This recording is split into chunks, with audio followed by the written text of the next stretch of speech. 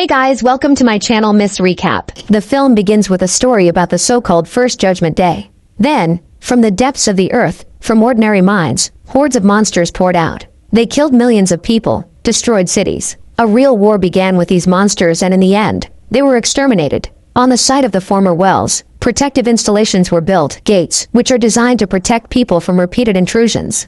15 years have passed. The world was able to recover a bit from the experience. One of those who were lucky enough to survive is Laura. She works at the school. She has a persistent but unsuccessful male friend, Milton, whom she periodically refuses dates.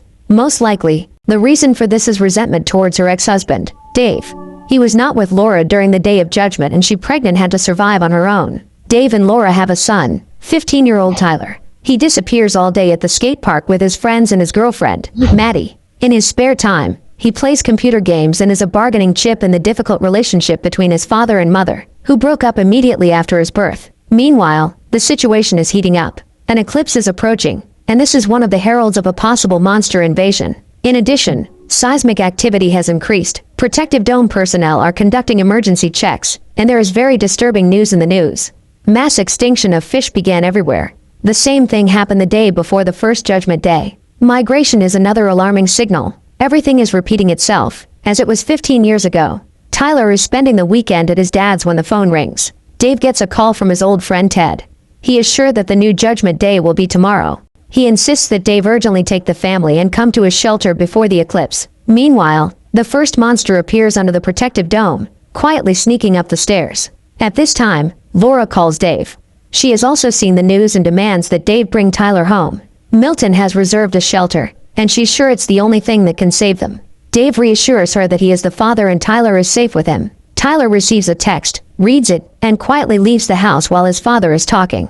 Laura is in a panic. Dave's house is not secure and he must bring Tyler to her immediately. Dave agrees. He goes to Tyler's room, but he's not there.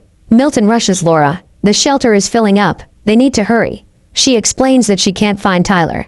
Milton uses his phone number to find him at the skate park. Tyler is really there with Maddie. She is nervous. Her parents left. She was left alone. She is very scared and asks Tyler not to leave her. Tyler promises that he will never do what his father did. He will not leave Maddie alone. Suddenly, a bird cry is heard. Huge flocks of birds fly in one direction. People in the park run in panic. Everyone leaves town. Dave goes to the park to look for Tyler. He gets into a giant traffic jam and runs in search of his son, leaving the car behind. At this time, under the dome, the worker checks the instruments. There is a rustle. Some strange sounds. A monster appears. It rushes and tears the worker apart. The soldiers standing nearby shoot at it, but to no avail. Ordinary bullets do not harm it.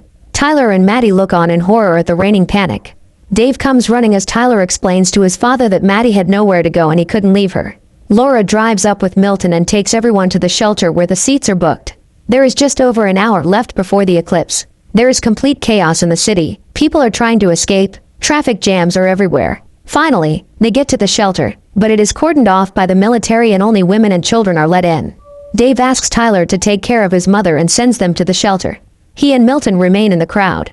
Tyler goes to the shelter but then runs to his father. Laura and Maddie rush after him. Tyler screams, "He is my father. I will not leave him." At this time, information appears on the scoreboard that the shelter is completely filled. There are no more places. Wasting no time, they run to the car. Dave offers to go to Ted's hideout in the desert, and Milton suggests hiding at the school, which is nearby, and there is a basement. Another traffic jam. Dozens of cars block the road. They get out of the car. An earthquake begins, and the solar disk is covered with a shadow. The eclipse has begun. Under the protective dome, the monsters make their way out. They're crowds, crawling, flying. They capture the city. Dave suggests leaving the city. It's much more dangerous here. He wants to drive himself, but Milton is outraged. This is his car and he knows how to save everyone. They have a fight with Dave, but then Milton is grabbed by a flying monster, soaring with him into the sky. Laura screams heart-rendingly. Dave stuffs her into the car, and they try to get out of this hell. They drive along the canal. Dave reassures the children, "Everything is fine. We will get out." The car is running out of gas. Dave wants to find a replacement for it. There are several cars ahead. Dave gets into one of the cars. An elderly man hid in the back seat. He glances at a huge bloody monster that looks like the skeleton of a bull. He is very close. The bull passes by the car without noticing them, and begins to chew on the lying body. Dave very quietly rolls the car back to Laura and the kids. Now both cars are standing side by side, but they need to somehow get over to a new one. Meanwhile, the bull noticed them. Then the man gets out of the car, sprinkles the bull with salt from the jar that he was holding in his hands. The bull stopped. The kids and Laura managed to run into Dave's car. Then the bull rushes at the man and tears him to shreds. But Dave manages to drive away from there. Hordes of monsters flock to the city from all sides. Dave is driving down an abandoned road in the mountains. They drive up to Ted's hideout. It is really sound and looks like a concrete bunker. There are cameras on the roof, but no one reacts when they knock. The doors are closed. Ted is sitting behind the monitor. A gun is put to his neck. Someone is standing behind.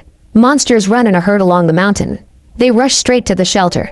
Dave grabs a tire iron in an attempt to protect the family, but at the last moment, the doors of the bunker open and they run into it. Dave happily hugs Ted. Besides him, his wife Stella is in the bunker, and a military man is sitting in the corner. Ted introduces him as his acquaintance, Corporal Garrett Jensen.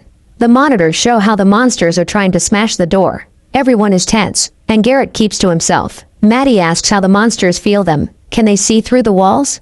Garrett smirks. They react to light, heat, but I think they see our soul. They are the offspring of the devil, which means God too. They torment the flesh, but feed on the soul. Are you religious, Corporal? Laura asks. Today, yes, he replies. He says that on the first judgment day he worked at a refinery. When the monsters poured in there, he managed to dive into a pond of salty mud, where they were afraid to approach. He sat in the dirt and listened as the monsters destroyed 150 of his colleagues and friends. Garrett is very engrossed in his story and doesn't notice Ted signaling Dave to touch the knife. Dave understands and quietly takes the knife. That is why it is called Judgment Day, continues Garrett. The devil rules on this day. At this time, something that looks like a centipede crawls from the street into a small hole in the mesh covering a window. Garrett says he'll be on duty first. Ted invites them to stay as well and looks meaningfully at Dave. But then Garrett pulls the gun out of its holster, forcing Dave to put down the knife. Garrett explains that he tried to hide and found this hideout. Kind Stella let him in, although Ted was against it. He survived the first time and will survive now, no matter what the cost. Tyler throws himself at Garrett. He tries to take the gun from him, but Garrett throws him away. Dave comforts the corporal. At this moment, a centipede-like monster rushes out of the wall at Stella. Ted rips it off his wife's neck and pours salt on it. Dave grabs a gun from Garrett and shoots it. They tie up Garrett, try to stop Stella's blood. Then Dave sees help come for the monsters. A huge bull. He understands that they are doomed. They need to get out of the bunker. The bull is trying to kick down the doors. Ted doesn't want to go out. He says his wife won't survive outside. But Stella asks him to go with everyone. There is an underground passage under the bunker. It leads to the mountains. Garrett persuades him to take him with him. He has a car with a full tank and he can take everyone to the gate. There are bunkers and the creatures came out of there. They will not come back. They do not believe him, but he insists. He was just trying to survive and now it is beneficial for him to help them. They decide to go. Get us there and we'll forget about everything, Dave promises Garrett. They arm themselves. Ted has a whole arsenal of weapons. The bull breaks down the doors more and more insistently, but they manage to run out into the tunnel. They go to the car. Stella becomes ill. Dave and Laura begin to argue. She chides him that they could be in the shelter now. Tyler then spots a monster on the side of the road. It's dead. Maddie approaches it. Here, long tentacles of the monster protrude from a hole in the ground and twist around her legs, trying to drag her away.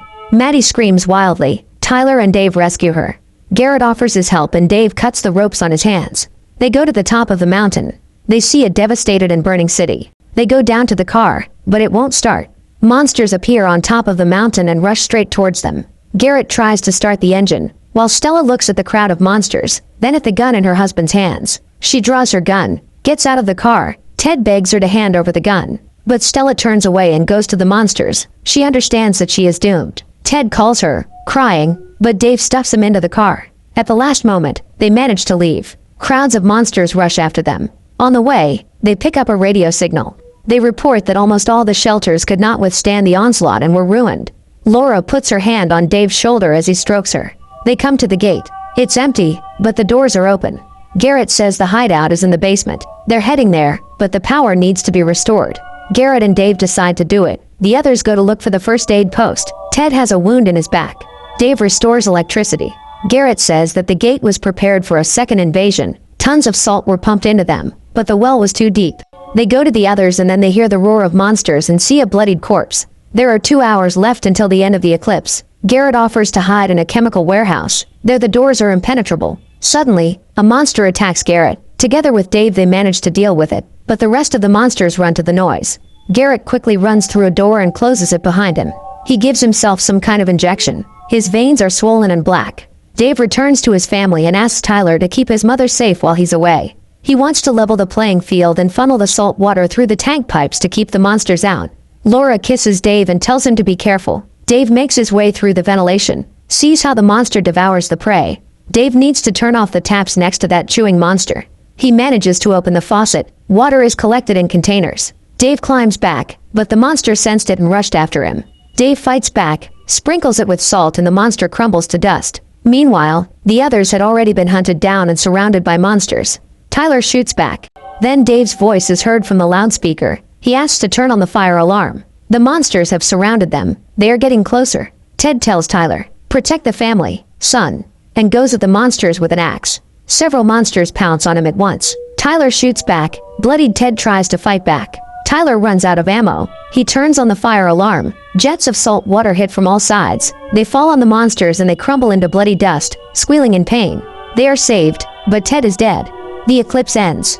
All monsters return through the gate back. Children with Laura run out to some area. Garrett is standing there with a gun. He shoots Tyler. "It's not our world anymore. He won't survive anyway. God has a day off," he says and aims again. Laura tries to cover her son with her body. Dave runs in and hits Garrett in the head with a fire extinguisher. Dave throws himself at Tyler and Laura. Here, a huge monster appears from below. It lunges at Garrett, who is closer to it, and slowly swallows him whole. They run into the medical unit, make a salty mixture in a cylinder. The monster is getting closer. It kicks down the doors, but Dave manages to throw a canister of concoction at him. It explodes, the monster roaring wildly and crumbling to ash. Laura hugs Dave. They don't believe they've been saved. Embracing, both couples go outside. The world is ravaged, but the monsters are gone. Maybe this is another respite, but one thing is clear. Life will be reborn and light will always defeat darkness. The movie ends here. Thanks for watching. Make sure you subscribe and turn on notification so you can watch more videos like this.